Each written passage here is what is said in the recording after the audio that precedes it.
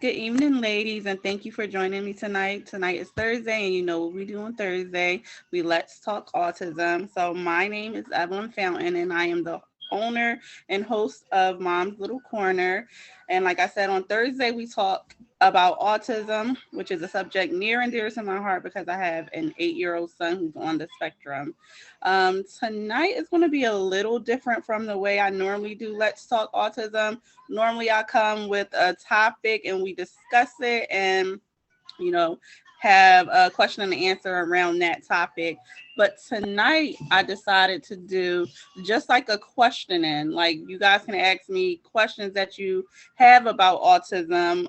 You can ask questions that maybe you wanted to ask somebody but didn't know how to approach them to ask them the questions. So, Your place. you can start off if you have any It questions takes a while.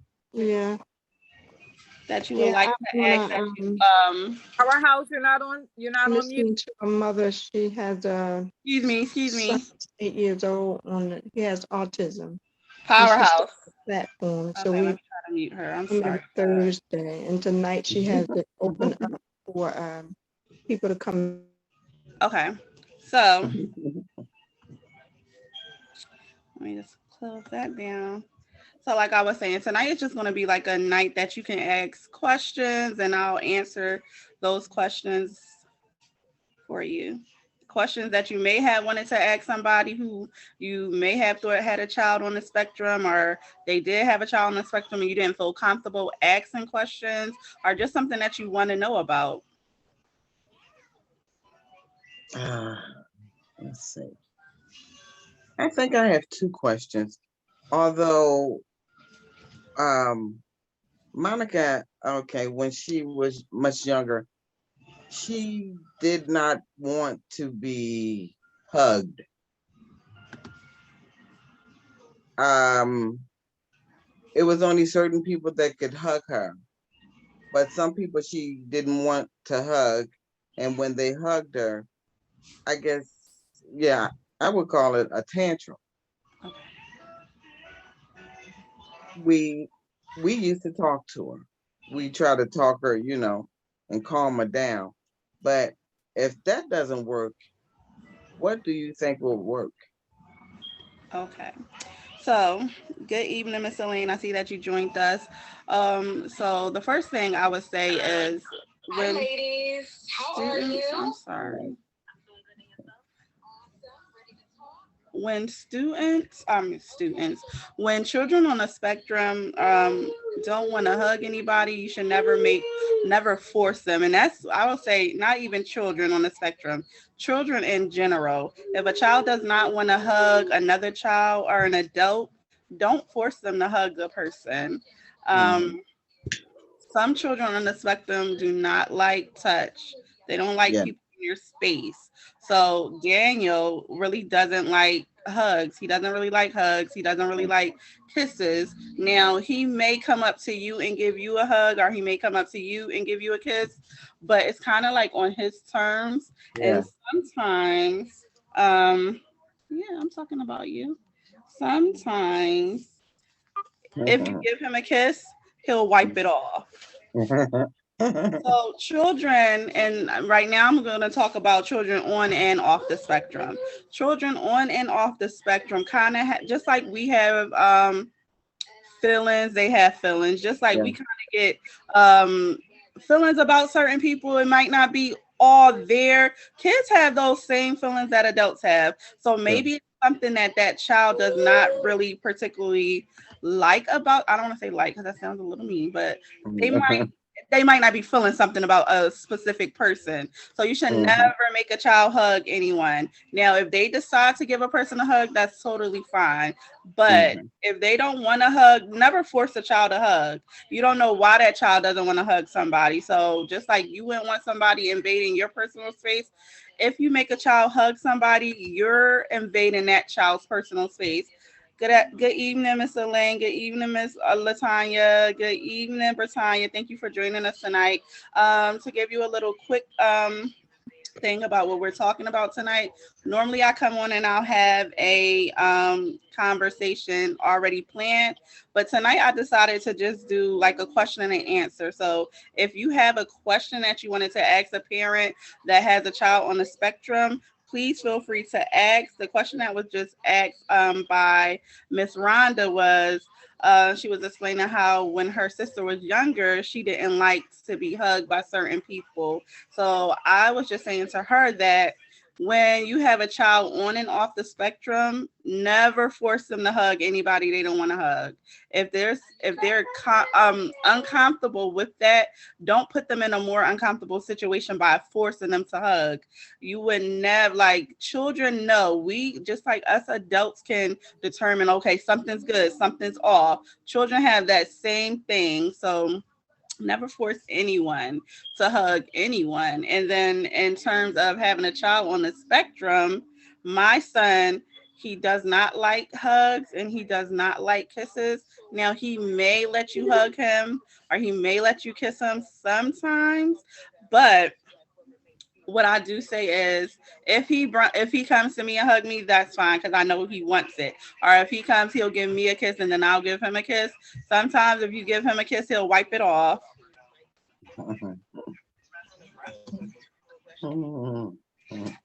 Okay, so we have some comments in the chat. We have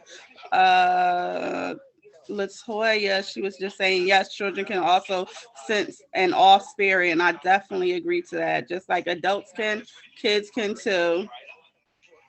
And then Britannia said, yes, children deserve consent-based interaction. And that's agreeable, both on and off the spectrum for adults and children. You never want to force anybody. You don't know what traumas that child or that adult had. And just a simple person pressuring them to hug somebody can turn around and set them off. And I think, Miss Rhonda, you did say sometimes it would set your sister off. And instead of saying a tantrum, what we say is a meltdown. So that can cause a meltdown because you're disrupting that child now. And when you have a child on the spectrum, I know you guys heard me say it a lot, routines. If hugging strangers is not in that child's routine, it's going to throw them off. So they will have a tantrum.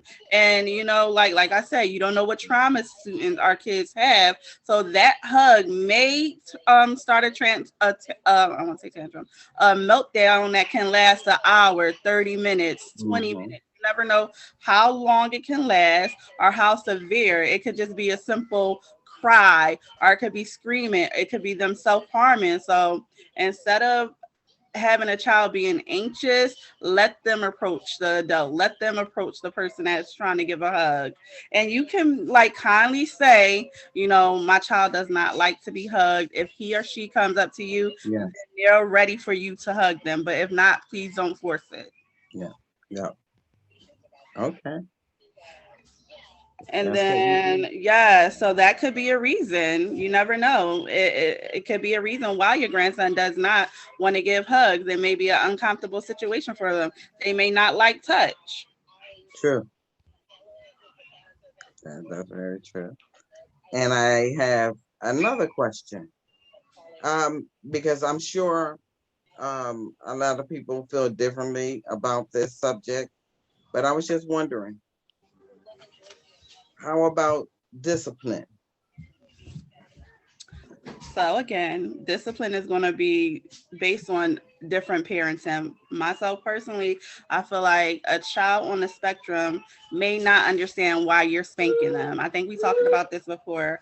They may do something that they're not supposed to do, but you cannot beat a child and think that they're going to understand.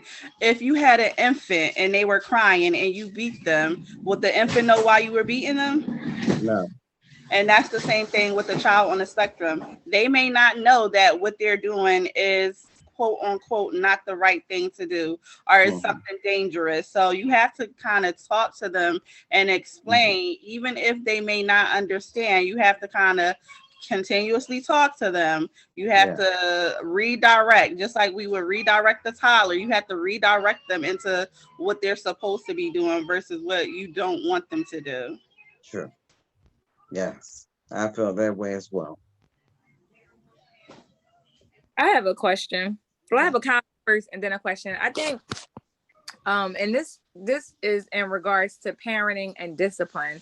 And the thing that I believe is that culturally, we take on the ownerships of the generations before us. That's one. So we beat our children. Oh, I have to beat my child to make sure that they know what I told them to do. And the reality is, it goes back to understanding child development. One, and then the other part of that is, as a parent, what guidelines have you set for your child? What rules have you implemented?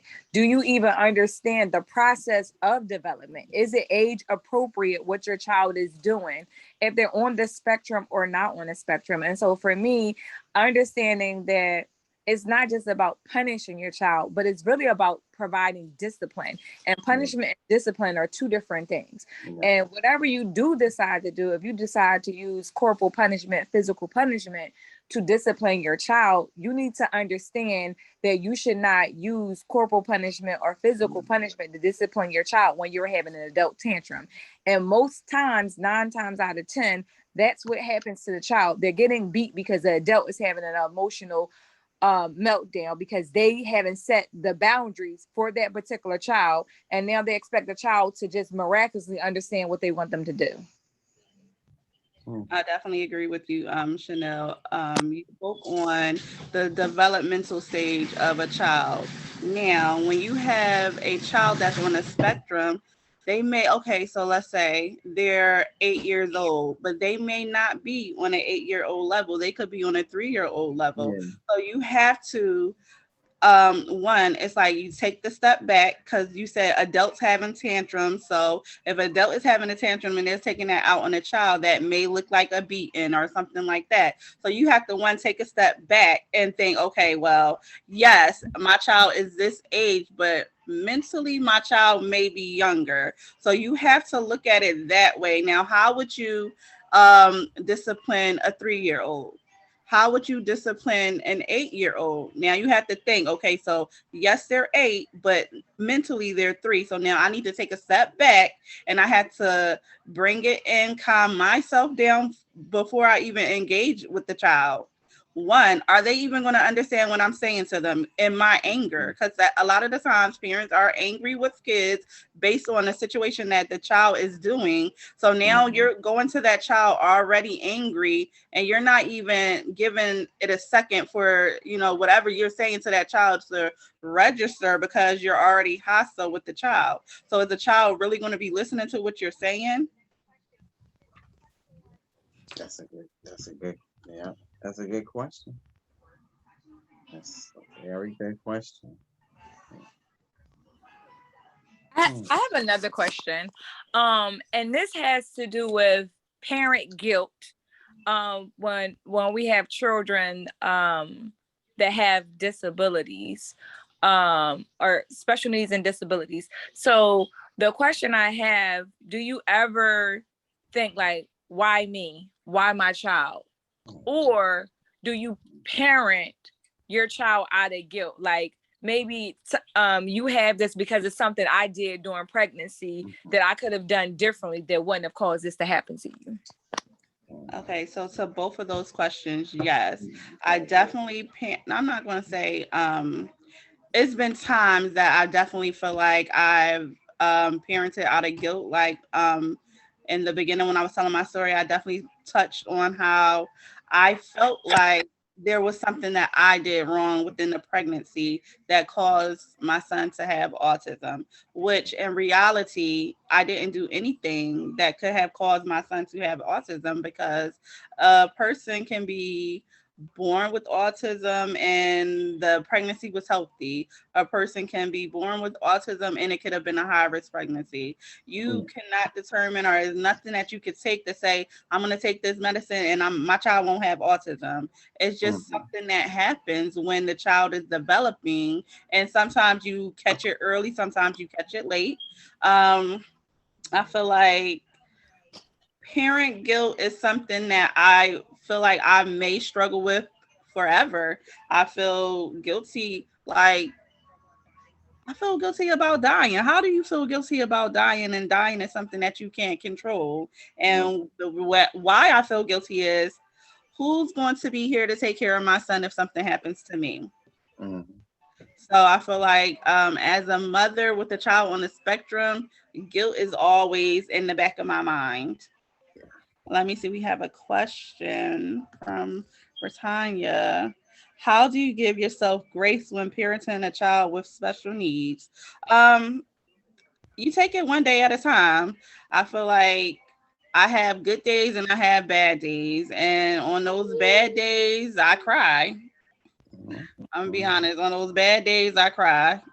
I mean, you know, I try to do I try to do self-care. It's a little bit hard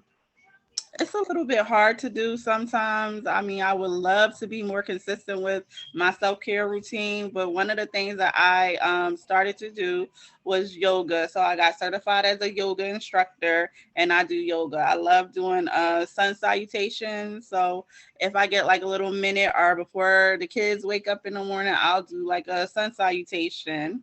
And I just have to keep telling myself that I'm doing the best that I can for my son. Mhm. So it's just a one day at a time thing. And then you said, what are some things you do to celebrate you and your child's wins? So I feel like to celebrate me, like I said, I try to do some self-care activities when I can. And to celebrate my son's wins, I like making it a big deal. So if he brings something home or the teacher tells me that he does something, I'll, take it out his book bag and look at it, and I'm so excited to see it, and I'm clapping. And like I said, I don't know, I said this on one of the previous Zooms that me and him now have a handshake. So I taught him a handshake that it's only me and him. So each of me and my children have 3 kids. We all have our own personal handshakes. So at first I just used to give him a high five, but then I'm like, I have these special handshakes with the other 2 kids. Let me do a special handshake with him. So I taught him, and he caught on like that because they are very bright. Children on the autism spectrum are very bright, and a lot of Mhm. people think that just because they're special needs means that they can't learn things or they can't do what other kids do. They can. They just do it in a different way. Welcome, Kia. How are you tonight? Tonight we're just I'm letting people ask me questions, anything that they have. Maybe you've seen an autistic child out and about and you wanted to ask their parent a question but you didn't really know how to bring it up. I'm answering those type of questions tonight, or any question that you have for me based on children with autism. Thank you, Chanel, for putting that in the comments. And let me see, I just want to scroll up to make sure. Lashana, did I answer all your questions?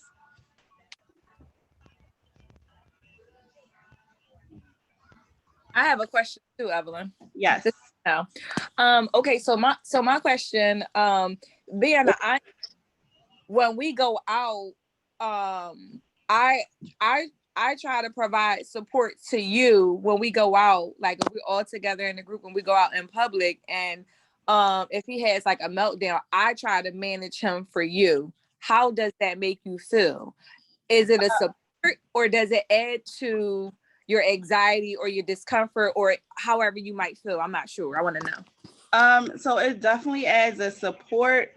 When you go out with a child on the spectrum, there's so many things running through my mind. So it's not like I can really concentrate on where we're at or what we're really doing. So like say if we're in Walmart, my mind is on, okay, where the exits at? If he gets loose, I gotta run through this place to try to get him before he gets to the exits, or if he's having a meltdown, I got to make sure, like, are we in a safe place? If he like head bangs, is he gonna bust his head open or something like that? So then it's the thoughts of, okay, if he does have a meltdown and people are staring, if somebody says something, how am I going to react to the person that says something? So I feel like it is definitely a help, especially when we have the other kids with us. Mhm. It is a help. It does add and take away. So it sounds funny because I'm saying it adds and take away some of the anxiety. I just feel like people don't understand what it's like when you, I mean, because when you go out, you're thinking, okay, I'm leaving my house. But when I go out, I'm thinking, okay, I'm leaving my house, but I got to make sure that wherever we're at, if he gets away, he's going to be safe. Like, I got to make sure if he gets away, he's not going to dart in the street because he has no sense of danger. And that's one of the things that stresses autistic parents out the most. Kids don't have a sense of danger. He doesn't know if he walks in the street that he's going to get hit by a car and that's going to hurt. He doesn't know that if he runs away, a stranger can snatch him up. He doesn't understand that if he gets in water and he don't know how to swim, he can drown. So for me, I'm running all type of scenarios in my head while still having to look after another child that I have that's out with me. So it's like, how do you kind of shut your mind off of the what ifs? So yeah, it's a bunch of anxiety and stress when going out. I feel like it's really hard as an autistic mom because I want to take my son out. I want to expose my son to different things, but I also want to shield my son from the world because I know as a woman how harsh the world can be to an adult. So I want to shield my son from having those adults, you know, and it's sad because it's adults bullying kids and kids can't help what, you know, they do. Like if he has a meltdown and he's getting scared, he can't help that he's having a meltdown in public. That's true. That's true.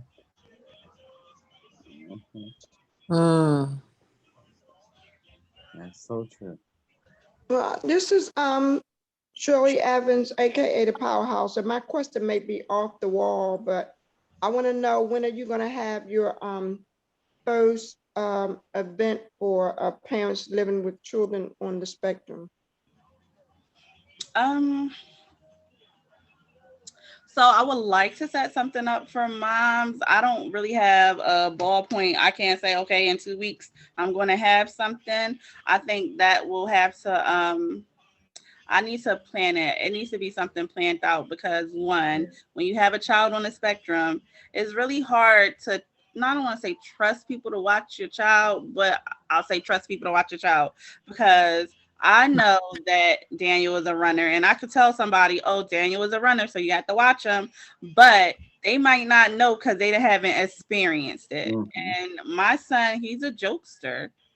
He likes to joke, he likes to play around, and he's very strong. So you may be holding his hand, but if he snatches, he's away. I was in the store one day, and mind you, like I know how he does when we're out in public or if he's in a playful mood and I'm holding his hand. So we're in the store and he got away. And when I say he ran through the store, I had to run like Flojo to catch him.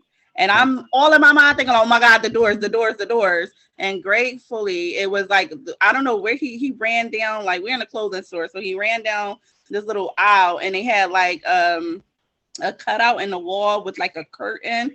And he thought it was a real wall. So he kind of fell into it. So that's how I caught him.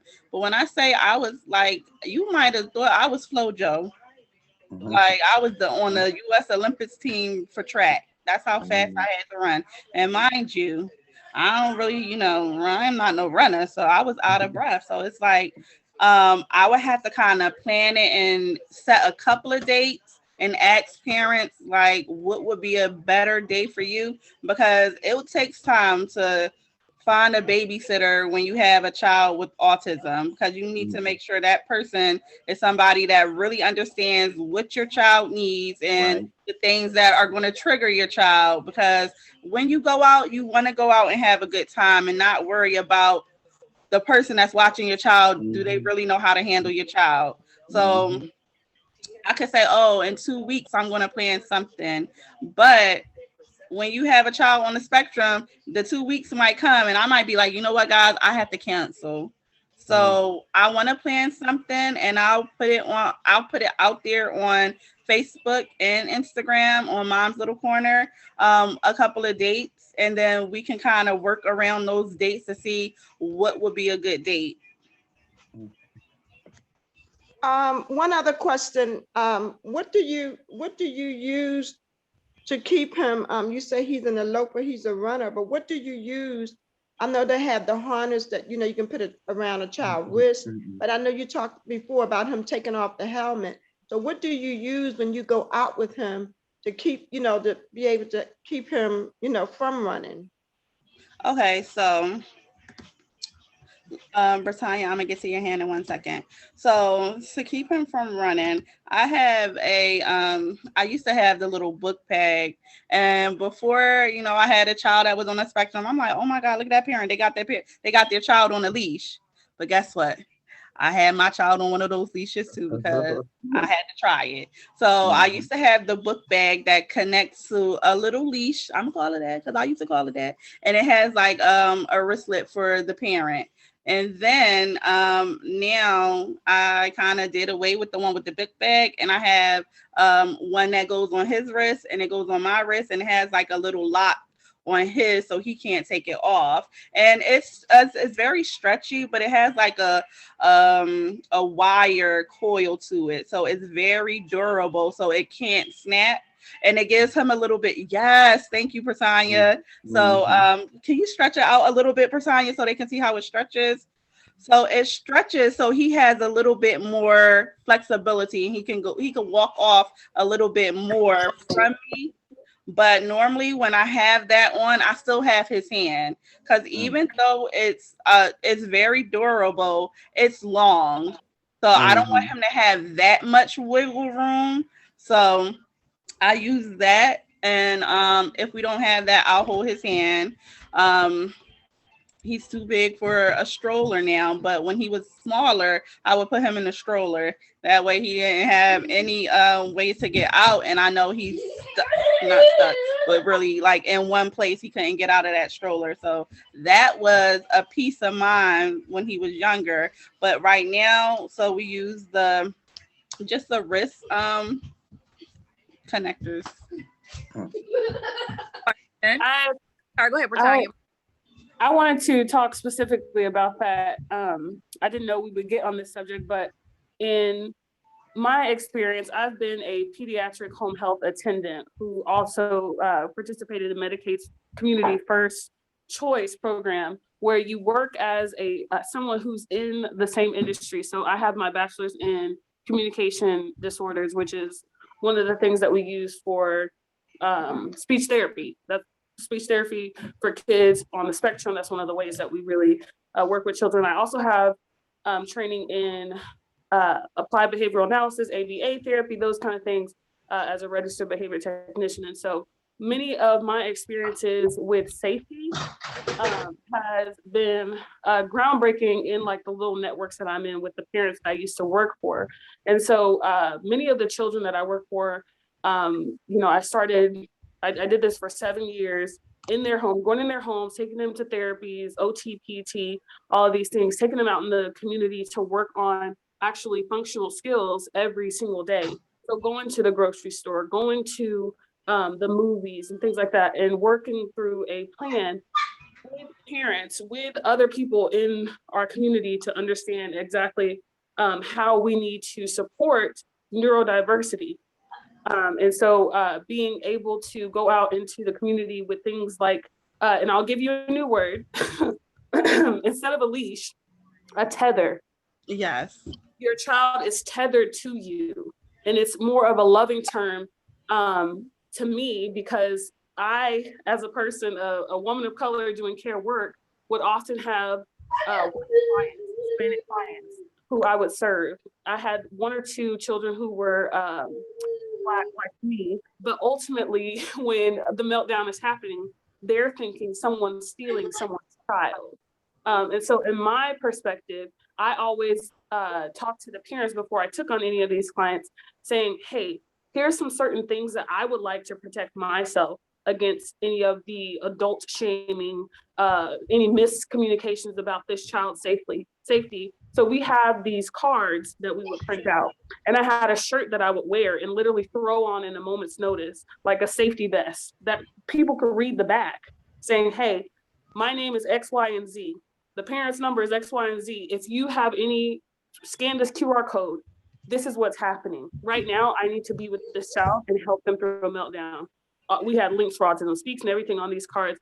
And I would be able to give this to people, because in those moments, like you said, I'm going to the store and I'm not his mother, right? We went to the store for a specific thing one time, some of his favorite foods, and we're working on communication, him using total communication using a talker, signing, and also verbalization, but he was nonverbal.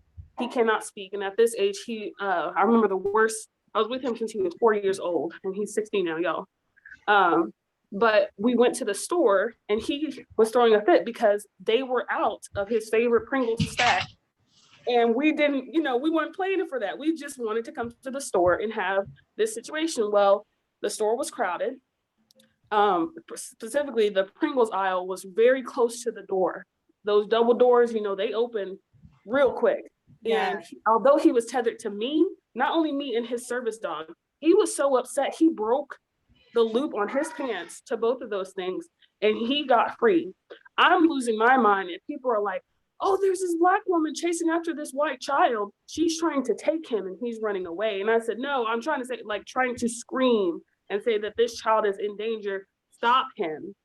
Because the worst thing in my mind, he runs out there, he has a high pain tolerance. If anything comes at him, he is not afraid of it. And so no matter how proactive we can be, like you're saying, we always have to be vigilant as care workers and parents of children with special needs. I've worked with children with Down syndrome as well, working on the same things, because there's not this level of awareness of safety. And so dealing with this, we have to be okay as adults with putting the right protections in place, the right boundaries on what we can do and what help we can ask from someone else. As a basic life health instructor as well, many of us go through first aid CPR training. And the first thing they tell us to do is, when we're in that situation, check our surroundings and delegate somebody to ask for help, right? We forget to ask for help in those situations. And I wanted us to think about in this conversation right now, how we are going to challenge ourselves, not only to maintain our connection with the children that we care so much about, but our connection with the community and our connection to this child's safety, and creating the world we want to see. How bold will we be, and how will we challenge ourselves to say, hey, I need help. You stop him. You in the red shirt right there. I don't know you. My son has autism. Stop him. Yes, and I think that block the door. I think what you're saying, Britannia, is very important. And that's why I do this, because we have to have the open communication, and people need to understand that if you see a child, they're not acting out. There's something else that's going on, and maybe you could help, because if someone was to step in front of that door, maybe that child would pause for a minute and not run out of that door. So I feel like that is very important. And it definitely takes, we hear it all the time, it takes a community to raise children, or it takes a village. And it definitely takes a village to raise children on the spectrum, because I might not be there and my son may get out. And, when he first went to school, it was a fear of mine. When he first got on the bus, it was a fear of mine. And I would tell everybody, whoever comes in contact with my son, he's a runner. He does not understand that if I run in the street, I'm going to get hurt. Welcome to Khadija. How are you tonight? So I make sure I let them know he's an eloper. You have to make sure you're holding him. And people are like, oh, they don't believe it until they see it. And my thing is don't do that with my child. Don't do that with my child. I want you to believe me when I tell you that he runs. Don't give him the benefit of the doubt. He's not going to run. He will run. And don't do that with mine, because if he gets hurt, Mama Bear is coming out. And especially if I told you my son is an eloper. So, I do think that you have to give children on the spectrum some room to learn, but when it comes to safety, I really believe that that's the main thing. And yes, I want my son to be able to walk down the street, but right now my son is not able to walk down the street by himself. So if that means that I have to hold his hand, I'm going to hold his hand. And if it's a teacher or somebody else with my child, I want them to hold his hand too. And when he's able to have a little bit more freedom, that's why, with the with the wrist things that we wear, it is flexible, it is long, and sometimes I do allow him to not hold my hand, but sometimes I don't, because if he's in a playful mood, I need him to know that we still have to be safe. So just to let the new ladies that came on know tonight, normally I have like a topic that I talk about, but tonight I just wanted you guys to ask questions. Maybe you had a question, you seen an autistic child out in the community and you didn't know how to approach the parent and ask them a specific question, or maybe it's just something you want to learn about. I have another question about Chanel. This registering me? So my question is, how do you feel? Britannia had mentioned it, how she might have had to wear a vest or a shirt. How do you feel about wearing something to identify that your child has autism? Because we live in a world where typical children, and I'm saying it very lightly, right? Typical children are the norm. And so when you are out and your child is autistic and having a moment and people don't know what's going on, do you think that that's fair, or do you feel like that's not something you feel like you should have to do to identify that your son has autism? Like, even in the case of an emergency, how would somebody know how to handle him if you're not available? So that's a good question. Now, in case of an emergency, I think yes, definitely. You definitely want to have something that identifies your child as having special needs. And in the culture that we live in today, I think that you do, because my son is nonverbal. And although he's 8, when you come in certain environments, our children and our Black males are looked at as a threat. And it doesn't matter if they're 2, 8, 28. It doesn't matter how old they are. And I'm just going to speak on it. We see it every day in the news with the police. And I'm not saying that all police are bad, but there are some police that look at our skin color and automatically think criminal. And my son is 8 years old, and guess what? In their eyes, he can be a grown adult, and they're not going to say, oh, that's a little child. So I think it's important to have some identifying object, be it a, so they have these things. I talked about it on one of our first Zoom meetings, identifying bracelets, and his pretty much says his name, that he has autism, he's nonverbal. It has my cell phone number, his dad's cell phone number, and I want to say it has our address on it. Now in my car, I have a medical, it's like a medical thing that says I have autism, I'm nonverbal, and on the inside it has all of our information in it. A lot of people get like the autism sticker to put on their car, and that says pretty much there's a child with autism, they're nonverbal, they may run away if scared.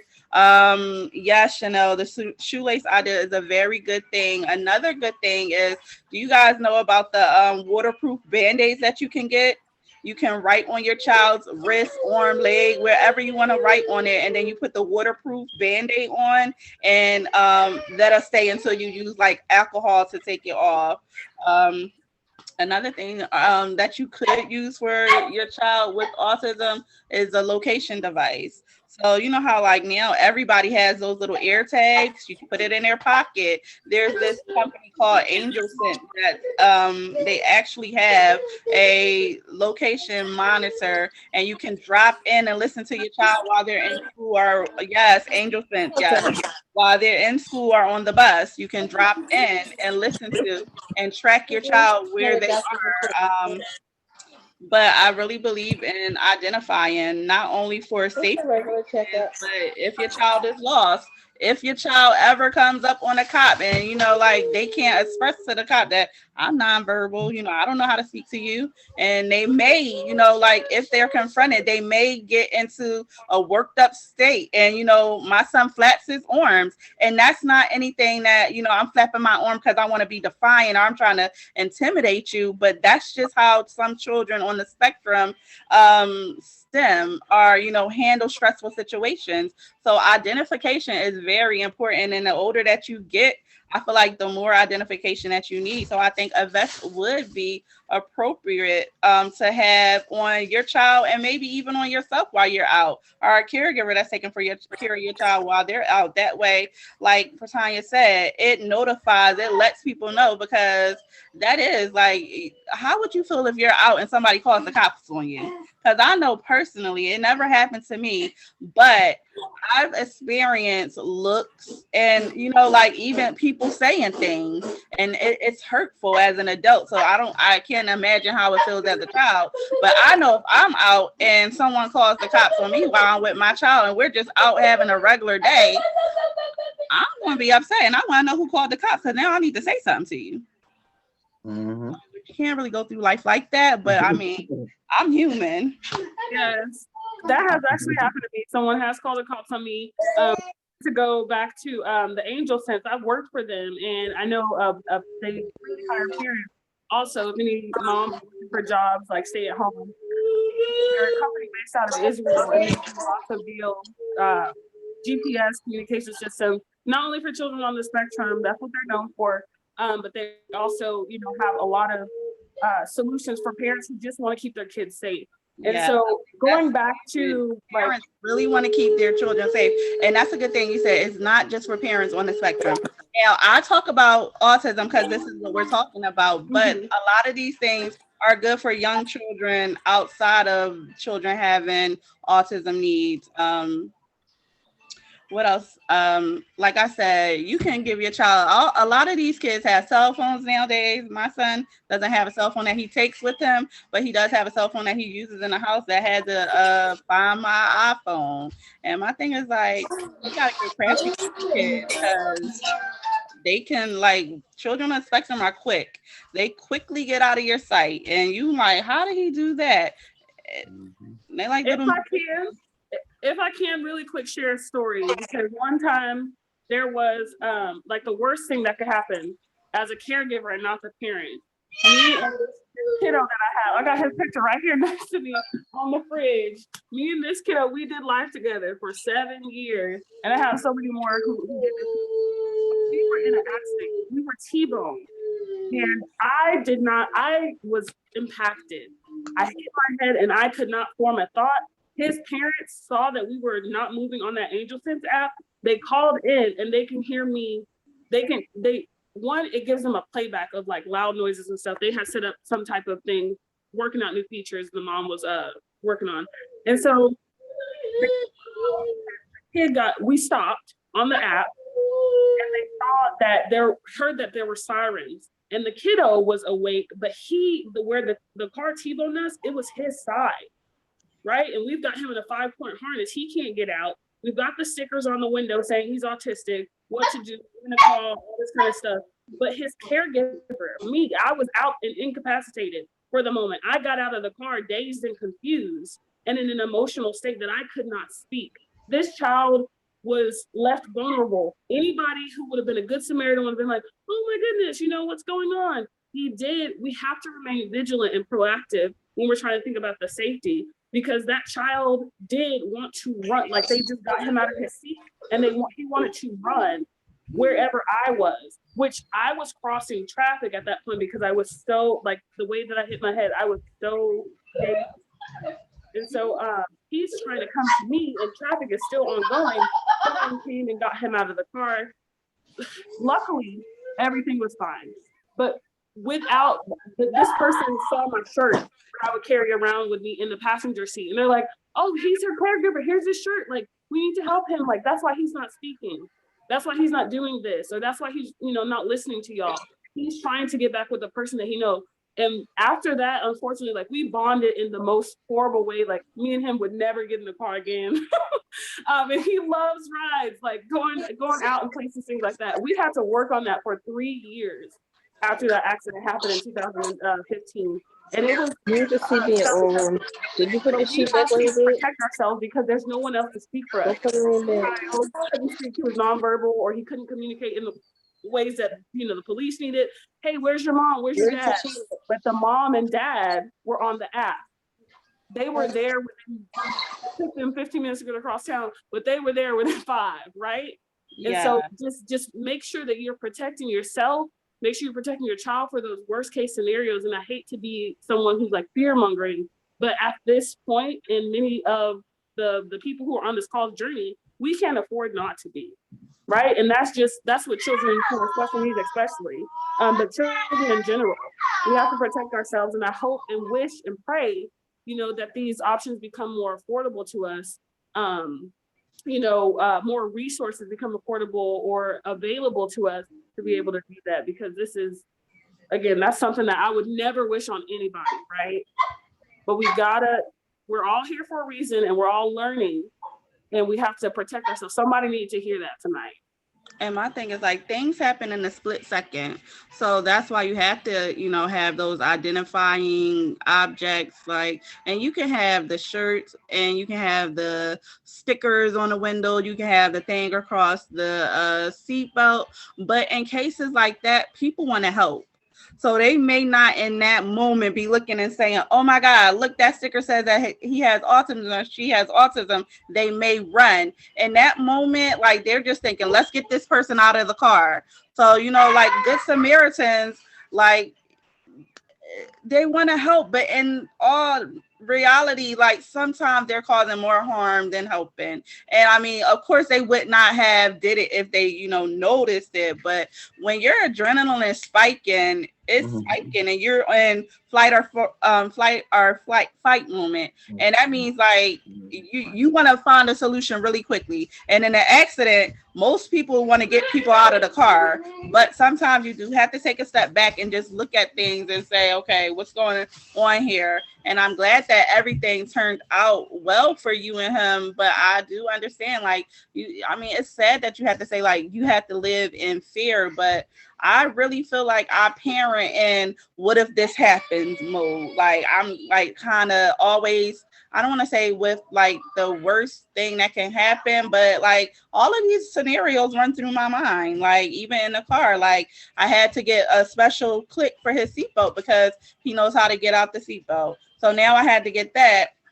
And then when that stops working, because he's very smart and things that I buy to help protect him, he learns how to get out of it because he watches what I do. So after he watched me for a couple of times and he figures out things, then it's like I had to find the next best thing. So, it's really hard parenting a child on the spectrum because you want to make sure they're safe, but they're so crafty that yes, you're keeping them safe, but the things that you use to keep them safe, they're watching and learning how to work them, and now they know how to come out of it. So I feel like it's constantly a learning thing for me. I have to continuously learn, continuously watch him to see what he's learning, because he's constantly learning. And sometimes you may feel like, oh, is my child really grasping?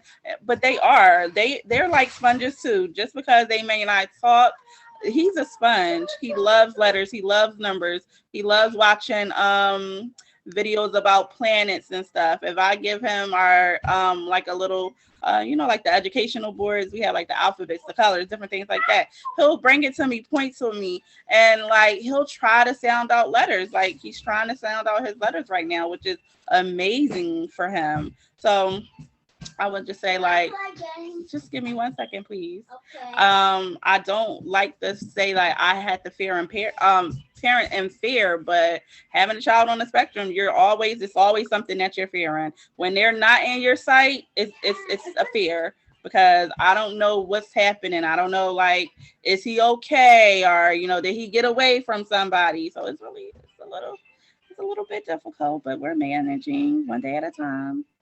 Evelyn, I have one more question. Yes. And so my question is, your son is a 8. And what I mean by that, like, he's almost my size. Like, I'm 5'4". So how are you, like, what have you started thinking about, like, how are you going to parent him as he gets older and bigger? Like, and he's strong as hell. Like, he's strong. People surprised, like, when I'm with him, and I have to constantly remind myself, like, yes, he's 8 years old, but he's very strong, and he's like my size, if not bigger. Okay, so yes. and I'm shorter than you, so I'm only 5'3", and he is very strong. And girl, pray for me is all I could say. I don't know, like, um, I haven't really, thought of how am I going to manage when he is bigger than me, and that's, like for parents on the spectrum. Like I look at him and I'm like, okay, oh, that's my little baby, but that's my little big baby. And even at 8, he still wants me to pick him up, or he wants to get on my back. And I'm telling him like, I can't carry you. You have my size. And so it's I don't know. To be honest, it's going to be a learning curve, and we have to now put in practice some things, because there's going to be a time when he's bigger than me and he's going to overpower me. But as his mom, we not having that, because you can't. No, we're not going to do that. So we have to try to figure out ways for us that work for us. So on those moments, because like when children are on the spectrum and they have meltdowns, they really have these meltdowns, like like he'll drop to the floor, and if I'm holding him, I'm gonna drop right to the floor with him, because he's so strong. So we have to find a way that's going to work for him. And when he's having those meltdown moments of, this is what I need to do before I drop to the floor, we're gonna have to work on some things, because he's only going to continue to get bigger. He's only going to continue to get stronger. And I don't know, girl, we're going to pray on this situation, and, read books and videos. I had to educate myself. Having a child on the spectrum, you're always learning. There's always something that you need to read, or you need to ask a question. That's a question that I can talk to the pediatrician about. Like, what can we do to help manage him as he gets bigger? Because he's 8, so you guys know, like, you don't really stop growing. So, girl. This is Shirley Evans. I just want to say, Evelyn, thank you. This is really amazing.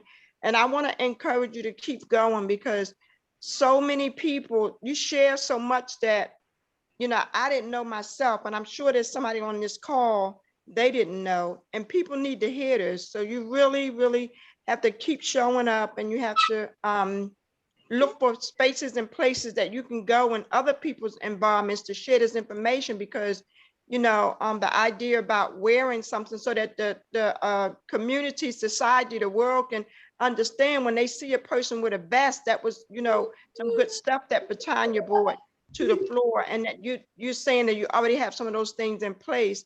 I think that you need to continue doing what you're doing. It takes courage. I want to commend you, and I want to encourage you to keep pushing forward.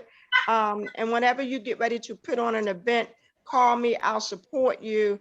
I'll do whatever I can to help you push forward, because this information needs to get out. People need to understand what's going on when a parent is in Walmart and their child's having a meltdown. Thank you. And I will definitely get with you, because I would love to have an event at the She Shed very soon. So maybe we can talk this week, before Friday, we can talk and try to get something set in stone to have at the She Shed for mothers with children on the spectrum, and women who want to learn more about the children on the spectrum, because everybody who's here may not have a child that's on the spectrum, but you may know somebody. You may not have a child on the spectrum, but you're going to come across somebody on the spectrum. It may not be tomorrow, it may be a year from now, but you can also know what to look out. You might see somebody and they may be your close friend, and you may look and be like, you don't know how to approach a parent, because a lot of people have questions, but they don't know how to approach a person and not offend them. And for me personally, I'd rather you ask me a question than just look, or now I'm guessing, like, why are they looking at me like that? Or just ask. Like, people want to educate people on autism, because we want our children to feel included in society. A lot of people, when they had their children growing up before social media and before autism was really talked about, had to keep their kids in the house, because they didn't want people to look at them, or they didn't want people to talk about their child. I'm sorry, guys. Anything like that. So it's like, when we have these open dialogues and communication and bringing children with autism out into the public, it helps people get more educated, just like we're doing now. It helps people get educated on the topic of autism, what autism looks like in the community, what it is to have a child on the spectrum, how parents feel when they have a child on the spectrum. I've said it before, having a child on the spectrum is a lonely feeling when it's you by yourself. I'm the only person in my family that has a child, in my immediate family, that has a child on the spectrum. Now, family outside of my immediate family, I don't know anyone whose child is on the spectrum unless they keep it in hush hush. But I don't know how you really keep that hush hush because kids kind of tell themselves Mhm. distribute behaviors. But it was a lonely feeling for me when my son was diagnosed with autism. It was a very lonely feeling because I didn't have anybody I could talk to. I didn't have anybody who really understood. Yes, my mom and yes, my sister, you know, they were a listening ear and providing support for me. And thank you both very much. For listening and providing support in the best way you guys know how to. But as a parent, when you're in it, and it's kind of like you're by yourself and you don't have a community. Like when you have children, you know, like I said before, we're going to say neurotypical children, you have these big dreams and stuff. And that's within any pregnancy. You have these big dreams of what you want your child's life to be like. But when you have the diagnosis of a child having autism, it kind of throws like you don't know what to do. It throws your world into a spin cycle and you're kind of like grasping everywhere for everything, and not having someone to talk to that really understands is isolating, it's Yeah. lonely, and it feels like you're on the island by yourself. So I don't want another mother to feel like I felt when I got that diagnosis. So that's why I do Mom's Little Corner and Let's Talk Autism. You can find me on Facebook at Mom's Little Corner. I have a Facebook page and I also have a Facebook group. You can find both of those pages at Mom's Little Corner on Facebook. I have an Instagram, Mom's Little Corner. I'll be starting my podcast very soon, Mom's Little Corner on Anchor, and it will be on all podcasts serve what I want to say, social media places like Apple and all of those platforms for my podcast. There will be a Mom's Little Corner Let's Talk Autism event coming very soon. Please look out for that on all of the social media pages. Within the next month, we'll be having something. Also, look out. April is National Autism Awareness Month. We will be doing a lot of things in April. So please, if you can, share our page out. Invite a friend for next Thursday. Thank you to all of the new ladies that we had. Miss Angela, if you don't mind, could you come off of mute and just let me know if you gain any knowledge or how was this for you? Real quick, Evelyn, don't forget to ask them to Oh, share, I please, mean, to please. podcast on the Yes, YouTube, YouTube. to Please, subscribe. also, I have Mom's Little Corner on YouTube where I post these videos so you can go back. If you are new, please go back and watch the previous 4 videos, like and subscribe, comment also. And please share out our YouTube page with others. I really want to get Let's Talk Autism out. I really want people to understand that this is a conversation that needs to be had. It's not fair for parents to feel isolated or feel like we have to hide our kids because, quote unquote, they're not normal. These children are normal. They may have delays, they may have special needs that they have to, we have to address, but we need to all come together and rally around these children because they are brilliant.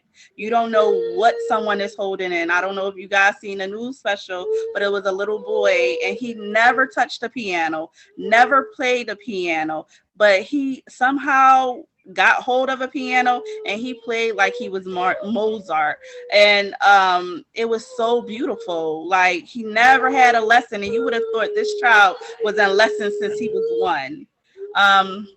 So please share it out. And if you are new to Mom's Little Corner, Let's Talk Autism, I would like for you to come off mute if you're comfortable and just let me know how this was for you tonight.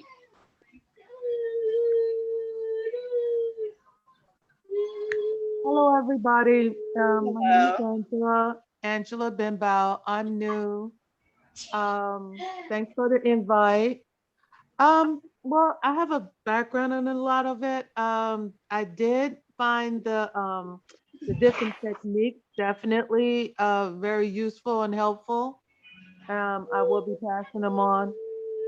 Um, I think that I totally 100% agree with you. I run across a lot of individuals. I deal a lot more with the adults that have hit the spectrum level, that has the spectrum level, but that have hit the age of adult or teen. And it does get to a point where parents tend to wind up just, since they can't deal with them, they just 302 them. And they fail to realize that 302 in a child every time you turn around does not help, especially if they do have autism, because now you're switching them into a system that they don't know that they're around, and which of course brings on more behaviors. So I love the fact that you have this talk right now, because it really will help parents to kind of get an idea and get an early start on how to the how to and what to look for, instead of waiting, and like you said, wait until the last minute and then, oh, I can't handle this, and you know that they turn them into, they, like I said, 302 them left and right. That's sad. Thank you. Thank you Yeah. for sharing. Thank you again. Hi, can y'all hear me? Yes. Hi, this is Elaine Johnson. Um, I've learned so much from this meeting, and what I wanted to speak about was having a child care center, and parents would like to mainstream their children to programs that they think is going to help their children become normal, because they think that they're putting their child in an environment where normal children are. And I would never want to discriminate against any child or family that has autism. But my fight is this. Sometimes what has happened, and it's happening more often recently, that the parents enroll the child into the program, and we don't know that the child has autism. Then they get into the classroom where y'all know, well, the people who are in childcare know that the ratio for 3-year-olds is 1 to 10. So then we have 20 children in the classroom. So then we have the one child that has autism in the classroom, right? We just had this experience. Well, my thing was this: the child had so many, just the behaviors that you were saying about the children eloping, being strong. Um, One child just punched my teacher in the face and made her nose bleed. And oh wow, it was a lot that we had to go through with the family. And my thing is this, and I try to explain it to Philly Pre-K, um, like they don't want you to, you can't put the children out, but this child hit this person in the nose, and all these things, throwing chairs and all kinds of behaviors, like you talk about the meltdowns and everything, right? And I had to really just make them really understand. Listen, the ratio is 1 to 10.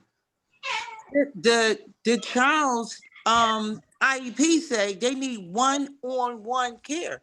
So if you have, I don't. This is not a wraparound, but we have somebody to come in that's supposed to be with the child. The child gets there at 8:30. The person wants to come in at 10 o'clock. When by this time the child may have had a meltdown. Things are going on in the classroom. It was so difficult. So unfortunately, it wasn't because, well, we got the help. We got a lot of help for the child, right? But the father threatened my team, because they kept, in a Zoom call meeting, um, someone had mentioned that the child had assaulted the teacher, right? And the dad was like, "Oh, I'm tired of hearing about my child assaulted the teacher. I was locked up for assault. So if y'all want to see assault, I can come up there and show you assault." Wow. So Wow. This is what happened. So the child, even though the teacher was like, "Okay, I know he probably didn't mean to do it, it just happened," but it was the family. We had to put, it was a set of twins. We had to put the two boys out of the program because of the parents' behavior. wow. So Miss Elaine, I would say like just hearing that, and not to defend the parent or anything, because under no circumstance violence is not the way at all. But I think as a parent hearing assault, my child assaulted that person, and that probably was a trigger for him because he was arrested for assault, so he knows what goes along with that background of having that assault on your record.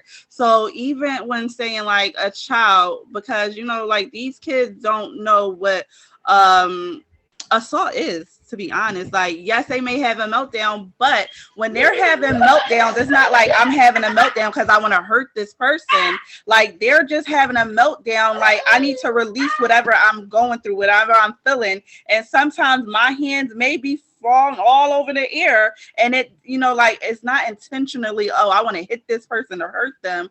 But I feel like hearing that, like, and then hearing the father's background, that may have triggered him. And even to say, like, you guys weren't saying, oh, we pressing charges because your son punched the teacher in the face. Because, I mean, as a provider working with childcare, we all know, like, things are going to happen. And these children are not coming to us to look at us and be like, oh, I want to beat this teacher up. But because of his background, that may have triggered him and to that emotional state. But when you have children on the spectrum, it's really hard because there are going to be times in your programs that they might hit another student or they might hit a teacher. They may harm themselves. And that's where, like you said, the services have to come in place and they have to be consistent. Yes, Chanel? So I didn't mean to cut you off, but I just want to jump in and say that I think that this goes back to being trained and understanding that children with autism are mainstream now. There's not one or two. There are so many children that are underdiagnosed and overdiagnosed with autism.